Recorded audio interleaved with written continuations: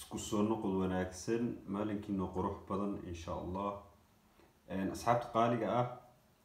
horta marka ugu horeysa haddii aad fadlan ku cusub tahay channelkayga subscribe de sidoo kale like sidoo kale la wadaag asxaabta aad rajeynayso in insha Allah ka faa'iideysan doonaan video so mowduucii videoga ugu dambeeyay waxaan kaga soo hadalay bay ahayd oradka iyo faa'iidooyinkiisa iyo waxyaabaha uu taro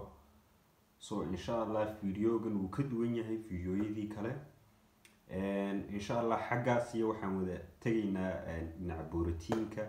ama cuntooyinka nafaqada leh cuntooyinka ma garanaysay jirka sida ugu dhaqsiyaha badan u dhisa cuntooyinka haddii ay noqoto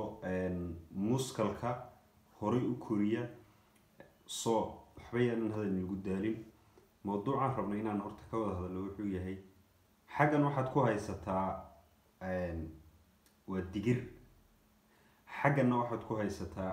hilib lo-aad ama hilib ari xagganna waxaad ku haysataa digirta cascas so labada midkeebay kula tahay in maad garanaysaa ay borotiin badan yihiin so kulley horta hilibka markaad maqashid markaa waxaad isleedahay hilibka borotiin badan laakiin haddii aad markiiba ka fikirtay inuu hilibku borotiin badan yahay no down khalad baa samaysa so waxa ka borotiin badan waa digirta so digirtu way ka borotiin badan tahay hilibka caadiga ah so horta ku dadaal number 1 inaad digirta cuntid lafahay dhisaysaa jirkay u roon tahay sidoo kale keliyaha caafimaadka keliyaha ku jira so talabaadan rabo inaan ka hadlo waxay tahay waxa weeyaan shafka digaaga so shafka digaaga isaga laftirkiisu wuxuu in yar ka borotiin badan yahay borotiinka ku jira digirta borotiinka ku jira digirta waa 30 gram borotiinka shafka digaaga ku jirana waxa weeyaan 40 gram so kan waa 30 kana waa 40 so haddii aad digir ku quraacanaysid aad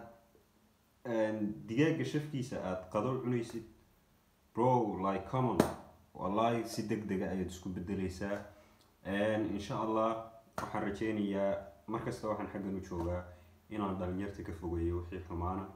inay maad garanaysaa markasta wixii wanaagsan ay qaataan inay markasta caqligooda maskaxdooda ay dhisaan oo wax baraan jirkoogana sidoo kale ay dhisaan oo ay ka shaqeeyaan sidoo kale ay mustaqbalkooda ka shaqeeyaan sidoo kale diintana ha lagu dadaalo yaan la iloobin so asxaabta qaaliga insha Allah ka faa'iido